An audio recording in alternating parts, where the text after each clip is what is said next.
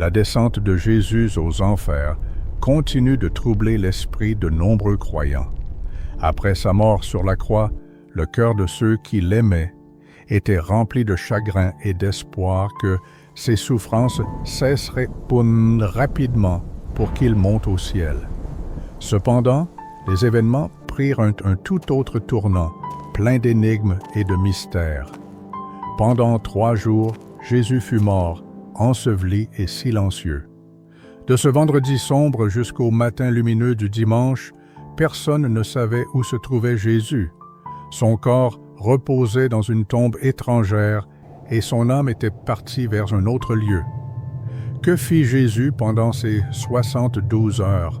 Où alla-t-il? Et pourquoi ne monta-t-il pas auprès du Père immédiatement après sa mort? Les réponses à ces questions ne se trouvent pas dans des suppositions, mais dans les Saintes Écritures, cachées dans des versets que beaucoup ont lus, mais dont peu ont pu saisir le véritable sens. Ce n'est pas un hasard si ces 3 jours reçoivent une attention particulière dans les prophéties, le symbole de la foi et les anciennes traditions chrétiennes. C'est précisément pendant cette brève période qu'un événement d'une ampleur colossale s'est produit, changeant le destin de chaque être humain, vivant et mort, la prophétie du cœur de la terre. Peu avant sa mort, Jésus prononça une prophétie pleine de mystères. Car de même que Jonas fut dans le ventre du grand poisson 3 jours et 3 nuits, de même le Fils de l'homme sera dans le cœur de la terre 3 jours et 3 nuits. Évangile selon Matthieu, chapitre 12, verset 40. Que signifie ce « cœur de la terre » ? Ce n'est pas une simple métaphore poétique désignant l'ensevelissement. L'apôtre Paul expliqua plus tard dans son épître qu'avant de monter, Jésus était descendu dans les lieux inférieurs de la terre. Épître aux Éphésiens, chapitre 4, verset 9. Ce ne sont pas de simples allégories, c'est une indication d'un voyage réel vers le bas et non vers le haut. Et ce n'était pas un simple ensevelissement, mais une incursion dans un lieu plus ancien que le temple lui-même, le Sheol et l'Hadès. Pour comprendre ce qui s'est passé, il est nécessaire de se tourner vers les conceptions hébraïques antiques. Dans l'Ancien Testament, il est fait mention d'un lieu appelé Sheol. Dans le Nouveau Testament, écrit en grec ancien, cette région est nommée Hadès. Cependant, ce n'est pas ce que nous imaginons habituellement lorsque nous entendons le mot « enfer ». Le Sheol n'était pas un abîme de feu et de tourments éternels. Dans la tradition juive, le Sheol était le royaume des morts, un lieu d'attente pour les âmes, aussi bien des justes que des pécheurs. Chaque personne après la mort y était conduite. Mais ce royaume n'était pas homogène. Il était divisé en un lieu de consolation pour les justes, appelé le Sein d'Abraham, et un lieu de souffrance pour les impies. 2 royaumes, mais un seul monde souterrain. Et c'est là que Jésus est descendu, non pour subir des tourments, mais pour accomplir une mission importante, les esprits en prison. L'apôtre Pierre lève le voile du mystère en disant que Jésus, mis à mort quant à la chair, mais rendu vivant quant à l'esprit, est allé prêcher aux esprits en prison. Première épître de Pierre, chapitre 3, versets 18 et 19. Qui sont ces esprits emprisonnés? Ni des démons, ni des anges, mais des âmes humaines. Ceux qui sont morts avant la venue du Christ demeuraient dans le royaume des morts, emprisonnés non pas comme une punition, mais parce qu'ils ne pouvaient en sortir. Personne n'avait le pouvoir d'ouvrir les portes de ce royaume avant la venue de Jésus, qui a vaincu la mort. Cependant, l'entrée dans ce royaume n'était pas une simple visite. C'était une confrontation. L'Épître aux Hébreux déclare que par sa mort, Jésus pouvait réduire à l'impuissance celui qui détient le pouvoir de la mort, c'est-à-dire le diable. Épître aux Hébreux, chapitre 2, verset 14. Ce n'était pas un geste symbolique, c'était une déclaration de guerre. Jésus est descendu en territoire ennemi, dans des domaines contrôlés par Satan, non pour implorer la pitié ou souffrir, mais pour remporter la victoire. Le livre de l'Apocalypse décrit les conséquences de cette bataille. Le Christ ressuscité dit « J'étais mort, et voici, je suis vivant au siècle des siècles. Je tiens les clés de la mort et du séjour des morts. » Apocalypse, chapitre 1, verset 10-8. Il n'a pas emprunté ces clés, il les a prises, des clés qui ont changé le cours de l'histoire. Jésus-Christ n'est pas venu au monde comme un simple visiteur, mais comme un vainqueur. Le livre de l'Apocalypse consigne ces paroles triomphales après la résurrection. Je tiens les clés de la mort et du séjour des morts. Ce n'est pas une simple métaphore. Dans l'Antiquité, les clés symbolisaient le pouvoir, un contrôle absolu et total. Le détenteur des clés d'une prison avait autorité sur chaque âme enfermée derrière ses portes. Les clés signifient la domination. Si Satan détenait auparavant ces clés et qu'elles sont maintenant entre les mains de Jésus, alors quelque chose de significatif s'est produit entre ces événements.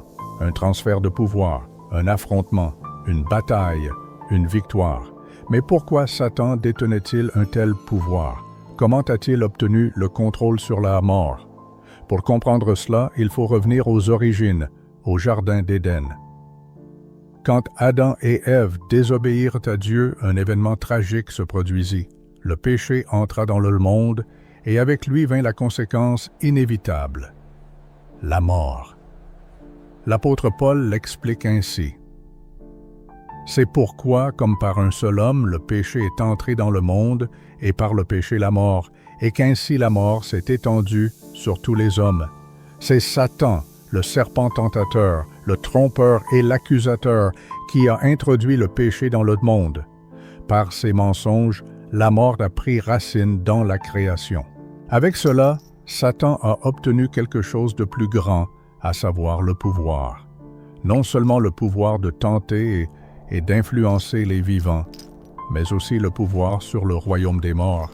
Il est devenu le geôlier, le gardien des portes verrouillées, le détenteur des clés, et cela a continué jusqu'à la venue de Jésus. La forteresse dans laquelle on est entré de l'intérieur, voilà où réside le secret. Jésus ne pouvait pas simplement entrer dans la forteresse de la mort. Il devait y entrer de la seule manière possible, en mourant, mais voici la différence essentielle. Il était sans péché. La mort pouvait s'emparer des pécheurs, mais pas de lui. Jésus dit dans l'Évangile de Jean, chapitre 10, verset 18, « Personne ne me l'ôte, mais je la donne de moi-même. J'ai le pouvoir de la donner et j'ai le pouvoir de la reprendre. » En d'autres termes, sa mort n'était pas violente, c'était une manœuvre stratégique. Il est entré dans la mort de sa propre volonté, non comme une victime ou un prisonnier, mais comme un conquérant, un guerrier qui a pénétré le territoire ennemi de l'intérieur. Une fois à l'intérieur, il s'est dirigé directement vers son cœur. Jésus, les prémices de la résurrection.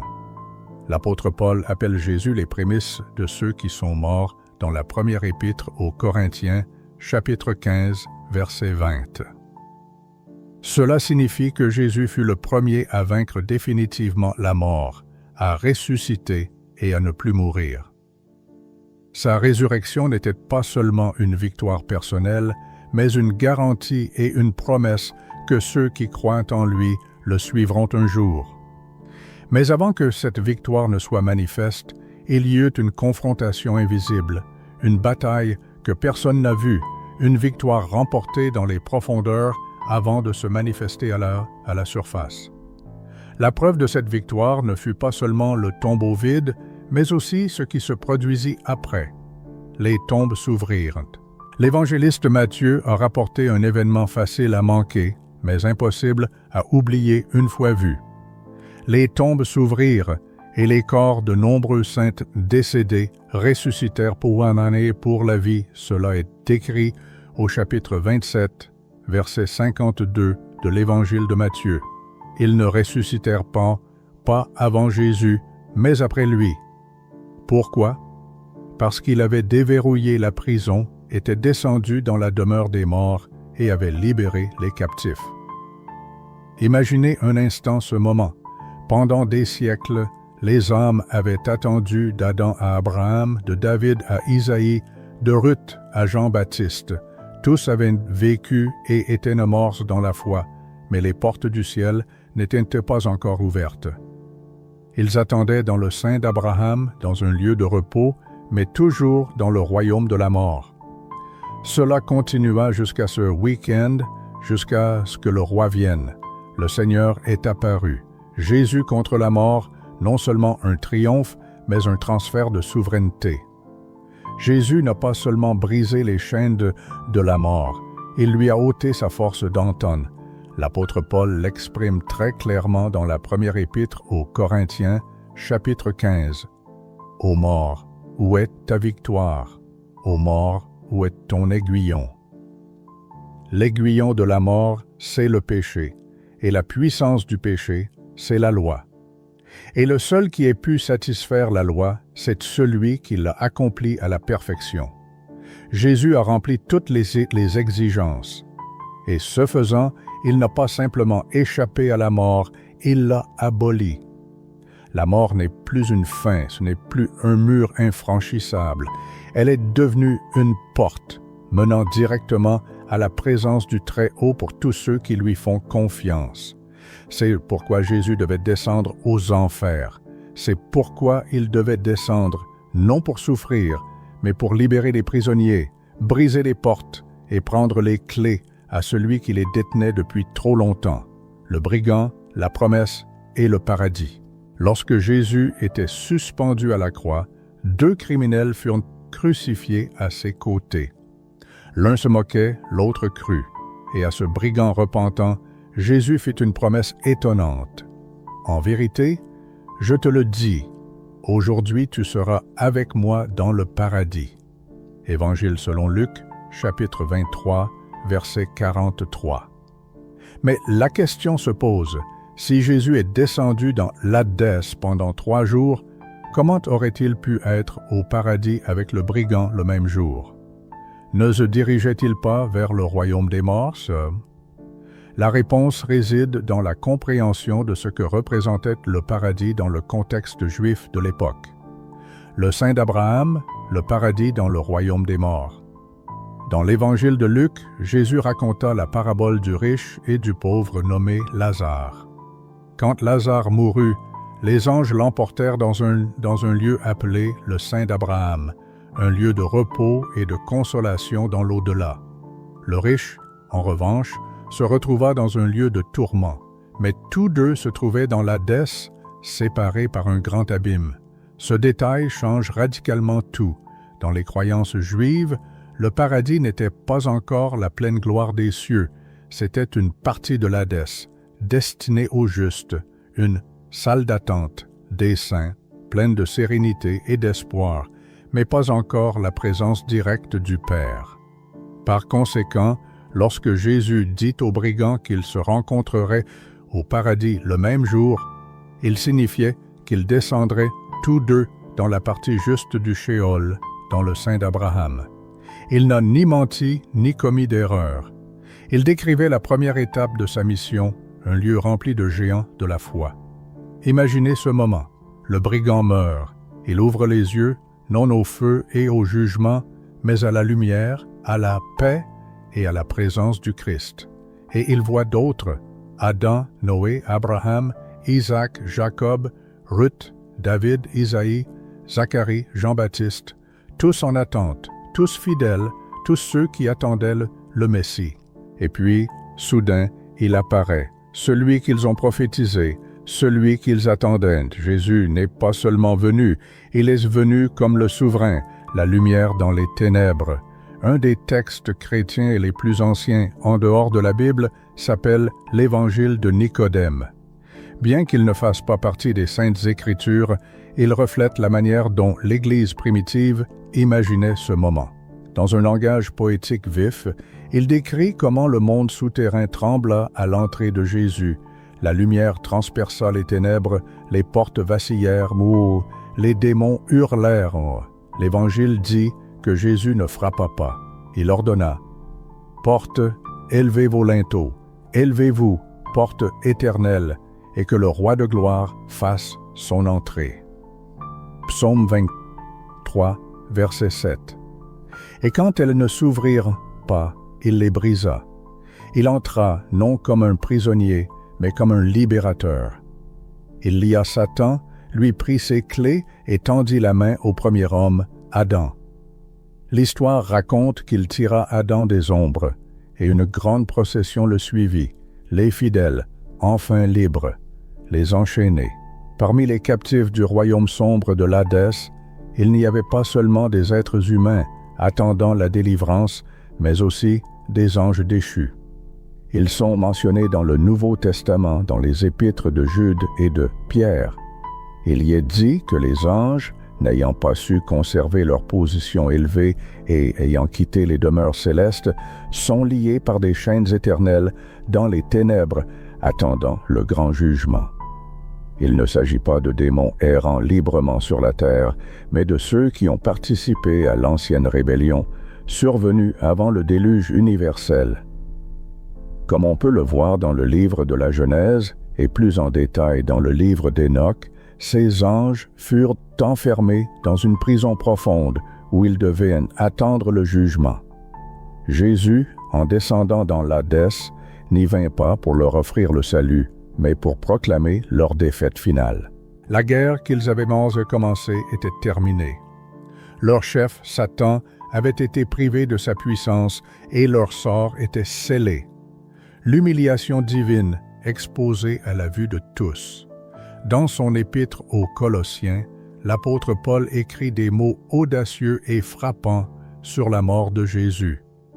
Il a dépouillé les principautés et les puissances, et les a livrées publiquement en spectacle, en triomphant d'elles par la croix. Paul utilise ici une imagerie empruntée au domaine militaire. Dans la Rome antique, lorsqu'un général revenait après une bataille victorieuse, il organisait un défilé triomphal dans les rues de la ville, menant derrière lui les ennemis capturés, enchaînés et déshonorés. C'est exactement cette image que l'apôtre Paul nous dépeint. Jésus n'a pas simplement remporté une victoire secrète sur Satan. Il a humilié les forces du mal dans le monde spirituel comme s'il les traînait derrière son char, tels de misérables prisonniers de guerre.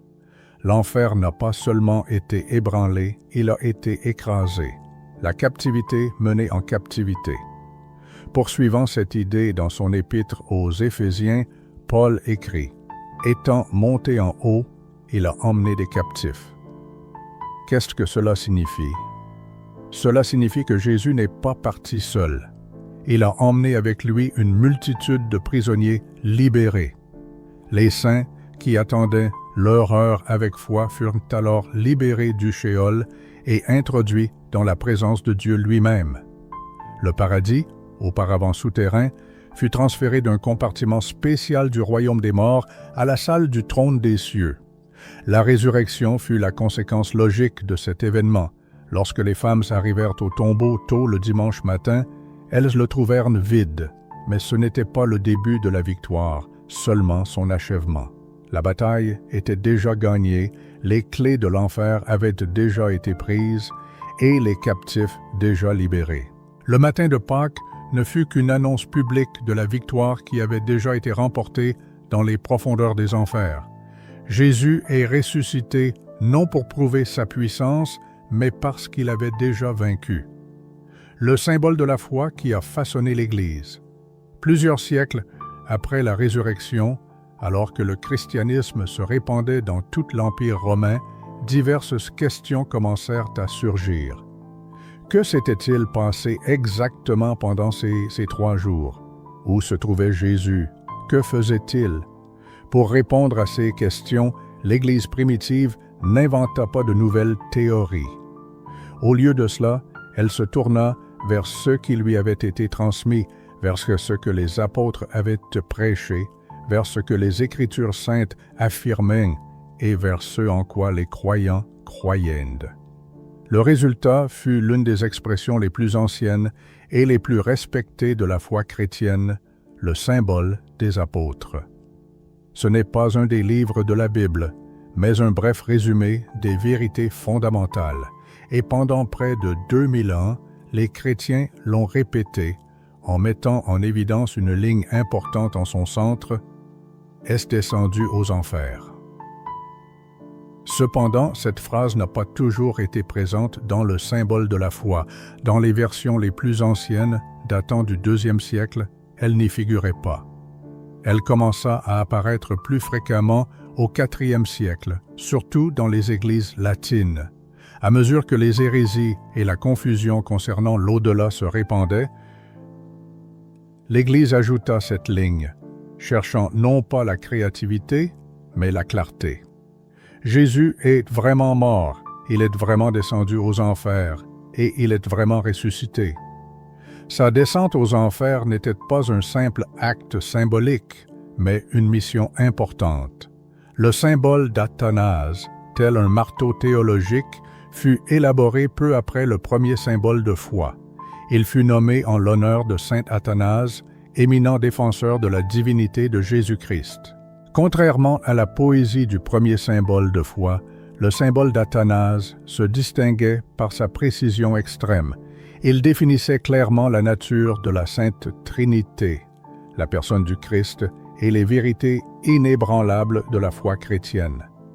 Et de nouveau, il déclarait solennellement « Il a souffert pour notre salut, est descendu aux enfers, et le troisième jour est ressuscité des morts. » L'Église ne considérait pas la descente de Jésus aux enfers comme quelque chose de facultatif ou de métaphorique. Elle y voyait une partie essentielle de l'Évangile, car si Jésus n'avait pas remporté la victoire sur la mort de l'intérieur, les chaînes continueraient de nous retenir captifs, le tombeau resterait fermé et la victoire ne serait pas complète. Mais il est descendu et cela change radicalement toute la donne. Dans la tradition orthodoxe orientale, cette vérité n'est pas simplement acceptée par la foi, elle est célébrée en chant. Chaque année, le grand samedi, jour entre le vendredi saint et le dimanche de Pâques, les églises résonnent d'hymnes anciens. Ces chants n'expriment pas le deuil, ils annoncent la joie. Ils décrivent le paradoxe cosmique. Le tombeau retient le roi de gloire, les morts reçoivent de l'auteur de la vie et l'Hadès tremble devant celui qu'ils pensaient naïvement engloutir. Dans ces hymnes, l'Hadès apparaît comme une personne dont la voix crie de panique. « J'ai pris l'homme et j'ai reçu Dieu, j'ai pris un corps et j'ai été anéanti par la divinité. » Pour les fidèles orthodoxes, le grand samedi n'est pas un temps de silence, mais un temps d'opération de sauvetage. Le roi est descendu dans les profondeurs, la lumière a pénétré l'abîme et les portes de l'enfer s'effondrent sous son assaut. Tandis que le silence régnait sur la terre, une véritable guerre se déroulait dans le séjour des morts. De l'extérieur, il pouvait sembler que rien ne se passait. Les disciples se cachaient derrière des portes closes. Les femmes pleuraient de leur perte et les foules retournaient légitantes à leurs occupations quotidiennes. Le tombeau restait scellé. Cependant, sous cette apparence extérieure, des changements profonds se produisaient. Jésus ne se reposait pas. Il remportait une victoire.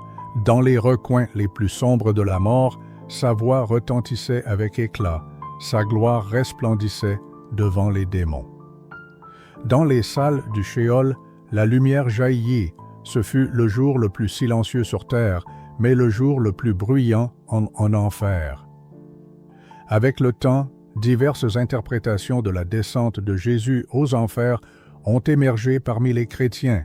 Les églises catholiques et orthodoxes ont continué à adhérer à une compréhension littérale de cet événement.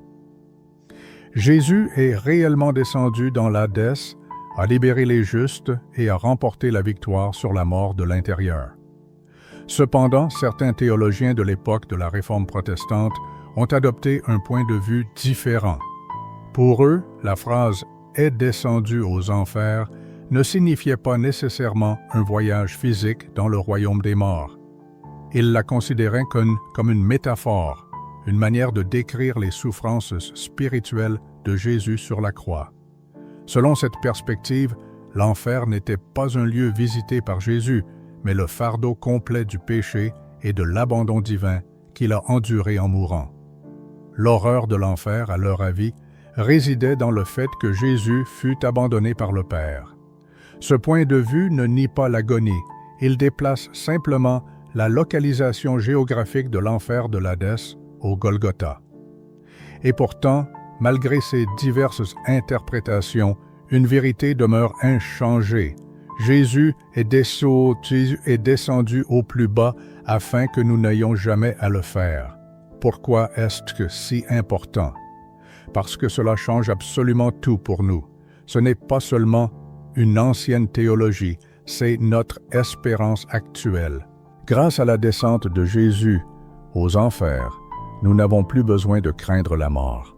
La prison est détruite, les chaînes sont brisées, le geôlier est vaincu. Maintenant, Jésus détient les clés de la mort. Cela signifie que la mort n'est plus un mur, mais seulement un couloir, un passage, une porte vers sa présence. C'est pourquoi l'apôtre Paul pouvait dire « Mourir, c'est être avec Christ ». Deuxième épître aux Corinthiens, chapitre 5, verset 8. Jésus ne nous a pas seulement sauvés du péché, il est entré au cœur même de la mort, l'a forcé et a conduit les justes dans la gloire. Et maintenant, il attend de l'autre côté chaque croyant qui meurt dans la foi. Les funérailles ont perdu leur désespoir d'antan. Les chrétiens, depuis des siècles, donnent un sens profond aux adieux, ne prononçant pas simplement « adieu », mais « au revoir ». Cela est devenu possible grâce à la descente aux enfers, un événement qui a tout changé radicalement. Ceux qui quittent cette vie avec foi ne disparaissent pas sans laisser de traces, ne sont pas piégés et ne sombrent pas dans un sommeil éternel. Ils sont réunis avec Dieu, car c'est sa descente qui leur a ouvert le chemin vers les cieux. Son immersion dans la mort est devenue pour eux une porte vers la vie éternelle, et son acquisition des clés de l'Hadès leur a donné la liberté. La barrière est tombée. La descente de Jésus aux enfers n'est pas un épisode insignifiant de l'histoire, mais un tournant qui a changé le destin non seulement des défunts, mais aussi des vivants, non seulement des justes, mais aussi de ceux qui cherchent encore la vérité. Car si les portes de l'enfer sont brisées, alors rien ne peut nous séparer de Dieu, ni les péchés, ni la honte, ni la mort elle-même. C'est pourquoi nous célébrons la résurrection de manière triomphale, non comme le début d'une nouvelle histoire, mais comme la manifestation éclatante d'une victoire déjà remportée, une bataille qui s'est déroulée dans le silence, dans l'obscurité, dans le domaine de la mort. Et de ce silence, une voix retentit à l'intention de toute la création. « J'étais mort, et voici, je suis vivante au siècle des siècles. Amen. Et je tiens les clés de l'Hadès et de la mort. » Ce qui marqua la capitulation finale de la mort. Cependant, l'histoire ne se termine pas avec la résurrection. Son dénouement sera la destruction complète de la mort. Les Saintes Écritures disent qu'un jour viendra où chaque âme comparaîtra devant le jugement de Dieu. Dans l'Apocalypse, cet événement est appelé le jugement du grand trône blanc. Et à ce moment, toutes les tombes s'ouvriront, la mer rendra ses morts, et la mort et l'Hadès libéreront leurs derniers captifs. La mer rendit les morts qui étaient en elle, la mort et l'Hadès rendirent les morts qui étaient en eux, et chacun fut jugé selon ses œuvres, comme il est dit au chapitre 20, verset 13 de l'Apocalypse. La mort et l'Hadès ne seront plus autorisés à retenir leurs victimes. Leur mission sera achevée, leurs portes seront vides et leur pouvoir sera aboli. Et alors se produira le coup décisif, le renversement dans l'étang de feu qui sera la seconde mort. L'Apocalypse contient une déclaration glaçante, mais en même temps triomphale. Et la mort et l'Hadès furent jetés dans l'étang de feu, c'est la seconde mort. Chapitre 20, verset 14. Ce n'est pas une simple métaphore, mais l'achèvement de la guerre. La prison qui autrefois tenait l'humanité dans la peur sera elle-même enchaînée. Le grand esclavagiste sera vaincu. Le royaume de la mort ne sera plus. La destruction de l'enfer n'est pas la fin de l'histoire, mais le début d'une nouvelle création, un monde où il n'y aura plus de mort, de deuil, de pleurs, ni de douleur, comme il est dit au chapitre 21, verset 4 de l'Apocalypse. L'idée même de mourir sera effacée de la mémoire. Et tout cela a commencé en ces 3 jours, quand le roi est descendu dans le séjour des morts. Une victoire remportée en plusieurs étapes. L'action de Jésus ne fut pas instantanée. Ce fut une séquence divine d'événements. Sur la croix, il ôta à la mort son aiguillon, le péché. En descendant aux enfers, il s'empara des clés de la mort et du séjour des morts. En ressuscitant, il prouva son pouvoir sur le tombeau, et lors du jugement dernier, il éradiquera la mort pour toujours. Ce n'est pas seulement un plan de salut, mais un dessein de rédemption cosmique, annulant la malédiction qui commença en Éden, inversant les machinations de Satan et restaurant la béatitude que l'humanité était destinée à jouir initialement. Qu'est-ce que cela signifie pour vous aujourd'hui? Peut-être avez-vous déjà entendu ces histoires. Peut-être connaissez-vous les souffrances de la croix et avez-vous célébré la résurrection. Mais peut-être n'avez-vous jamais entendu parler de ce qui s'est passé entre ces événements, du silence, de la descente aux enfers, de la victoire remportée dans les ténèbres. Et peut-être craignez-vous la mort. C'est pourquoi cette histoire est si importante, car si Jésus est réellement descendu aux enfers et qu'il en détient maintenant les clés, alors la mort n'a plus de pouvoir. Ce n'est pas la fin, mais seulement une transition. Ce n'est pas une chute dans l'abîme, mais un pas dans son étreinte, l'étreinte du Sauveur qui est descendu plus bas que tous. Il n'y a pas un seul recoin de l'univers où il n'ait pas déjà marché. Il n'y a pas d'abîme trop profond pour sa main. Il n'y a pas de peur plus forte que son amour infini. La descente aux enfers fut accomplie pour vous, vous étiez la raison principale de cet exploit. Il n'y est pas descendu pour lui-même, mais pour vous, pour prendre ce qui vous appartenait, la mort et le jugement, et les détruire pour toujours. Pour vous donner ce qui lui appartenait, la vie, l'espérance et la liberté, et le partager généreusement. La descente aux enfers n'est pas simplement une doctrine théologique, mais une mission de sauvetage qui s'étend de la croix à l'obtention de la couronne céleste. Revenons en arrière et reconsidérons ce voyage étonnant d'amour et de guerre, de descente aux enfers et de résurrection. Tout a commencé par la trahison survenue dans le jardin, suivie du jugement et de la crucifixion sur la croix. Puis vint le silence, 3 jours dont personne ne pouvait comprendre le sens, le tombeau scellé et les disciples déconcertés, les femmes en pleurs et les gardes sceptiques.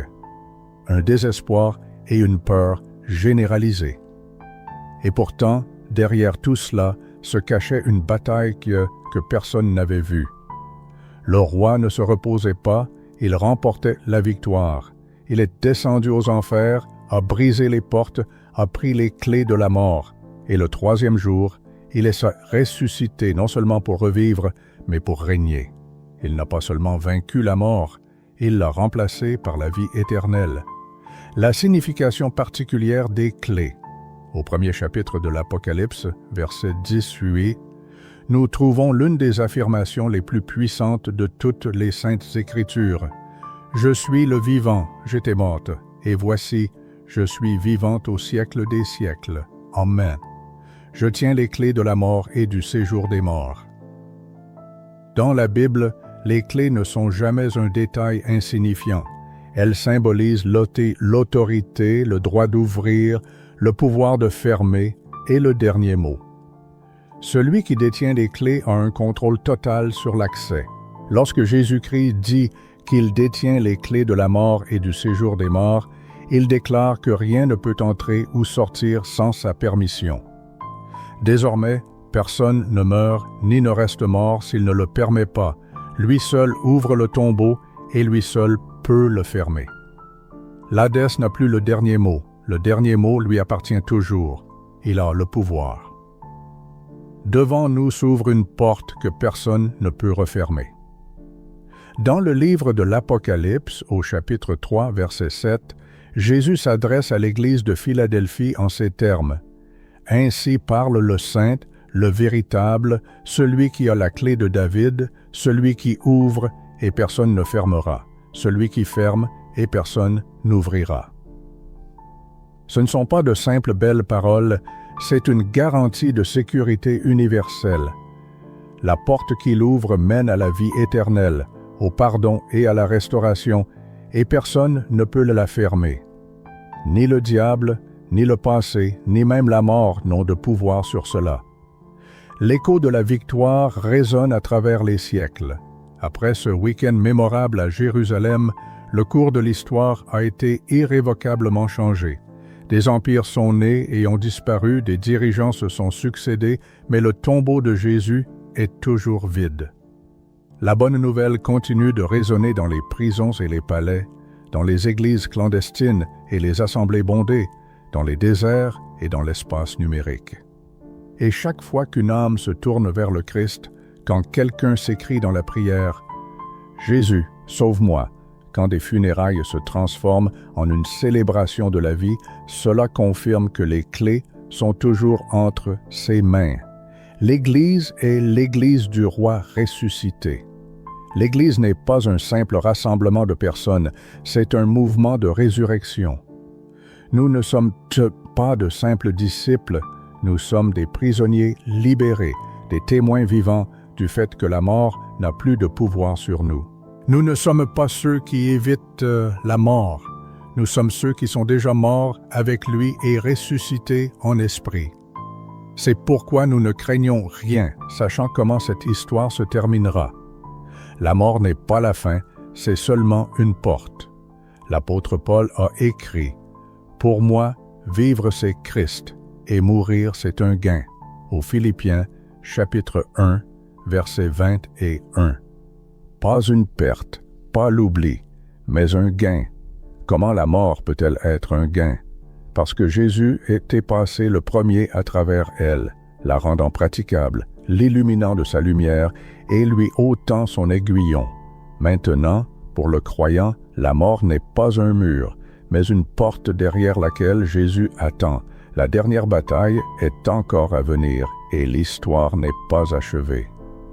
Bien que Jésus détienne les clés, la lutte continue, mais non dans la tombe, mais dans l'esprit, dans l'âme, dans le cœur de chaque être humain. Le diable ne peut plus retenir les morts, c'est pourquoi il attaque les vivants, recourant aux mensonges, aux tentations et aux distractions. Cependant, il est incapable d'annuler ce que Jésus a accompli. Le roi reviendra. Le jour viendra où le roi, autrefois descendu sur terre, reviendra, mais non plus dans le sombre Sheol et non plus dans la faiblesse, mais sur les nuées du ciel, avec puissance et une grande gloire. Et cette fois, il apparaîtra non comme un agneau, mais comme un lion. Et tout œil le verra, tout genou fléchira et toute langue confessera. Jésus-Christ est Seigneur. Pour ceux qui le connaissent, ce sera la plus grande joie, et pour ceux qui ne le connaissent pas, il sera déjà trop tard. Les cieux ne sont pas destinés aux bonnes personnes, mais aux libérés. Ne croyez pas au mensonge qui prétend que vous devez être suffisamment bon pour les cieux. Si la bonté suffisait pour le salut, il n'y aurait pas eu besoin de la croix. Si la bonne conduite pouvait ouvrir le tombeau, il n'y aurait pas eu de résurrection. Non, la porte ne s'ouvre que grâce au sang de Jésus, qu'il donne gratuitement à tous ceux qui croient. Les clés vous sont aussi offertes. Jésus ne garde pas les clés pour lui-même. Il vous invite à passer cette porte en disant « Je suis la résurrection et la vie. Celui qui croit en moi vivra, même s'il meurt. » Jean chapitre 11, verset 25. Ce n'est pas une religion, c'est la résurrection. Ce n'est pas la morale, c'est la grâce. Ce n'est pas une théorie. C'est un tournant qui détermine votre éternité. Message pour ceux qui cherchent un sens dans les profondeurs de l'éternité. Adresse aux sceptiques. Peut-être avez-vous écouté tout ce récit et, au fond de vous, êtes-vous resté incertain, tourmenté par la question « Est-ce vraiment vrai ?» Dans ce cas, permettez-moi de vous rappeler que même les disciples les plus dévoués du Christ ont initialement eu des doutes. Thomas, connu pour son incrédulité, a insisté pour voir personnellement les blessures des clous. Pierre, accablé par la peur, a renié son maître au moment du danger. Cependant, lorsqu'ils ont vu de leurs propres yeux Jésus ressuscité, lorsqu'ils ont réalisé qu'il avait accompli un acte dépassant les capacités de tout mortel, leurs doutes se sont dissipés et ils se sont consacrés avec une foi inébranlable à la diffusion de son enseignement, bouleversant le monde. Exhortation aux croyants. Si vous croyez fermement à cette histoire, si vous faites entièrement confiance à ce Sauveur, alors rappelez-vous que vous n'avez aucune raison d'avoir peur. Ni aujourd'hui, ni demain, ni même face à la mort. Vous êtes immensément aimés par celui qui est volontairement descendu dans les abîmes infernaux et en est revenu triomphalement pour vous accorder le salut. Et il ne vous abandonnera jamais. Soutient nos affligés. Si vous sentez que vos péchés et vos erreurs sont trop grands, que vous êtes allés trop loin sur le chemin de l'apostasie, alors tournez de nouveau votre regard vers l'histoire de la descente de Jésus aux enfers. Il n'a pas fui l'obscurité et la souffrance, mais s'y est courageusement plongé. Et il est prêt à entrer dans votre obscurité pour vous en sortir vers la lumière. Prononcez simplement le mot, adressez-lui une supplication. Il possède les clés de l'Hadès et de la mort, et il connaît votre nom, il se souvient de vous. L'histoire de la descente aux enfers n'est pas simplement une doctrine théologique à reconnaître, c'est un salut à accueillir de tout son cœur. C'est la preuve irréfutable que Jésus est prêt à aller là où personne d'autre n'oserait, pour sauver ceux que personne d'autre ne peut sauver, pour révéler ce que personne d'autre ne voit. S'il a traversé de telles épreuves pour vous, doutez-vous qu'il vous rencontrera sur votre chemin, et une autre vérité immuable, Jésus est descendu aux enfers pour que vous n'ayez jamais à le faire. Il est entré dans la tombe pour que vous puissiez entrer dans la gloire. Il a enduré le silence pour que vous puissiez entendre la joie. Il a affronté les ténèbres pour que vous puissiez marcher éternellement dans la lumière. Il a pris les clés de l'Hadès et de la mort, afin que les portes du ciel ne se referment plus jamais sur vous. Maintenant, la porte est ouverte. Oserez-vous la franchir? Comme il est dit dans l'Apocalypse, chapitre 1, versets 10-8. « J'étais mort, et voici, je suis vivante au siècle des siècles, et je tiens les clés de l'Hadès et de la mort. » Amis, merci de votre attention. N'oubliez pas de laisser un j'aime si vous avez apprécié notre travail. Que le Seigneur vous bénisse.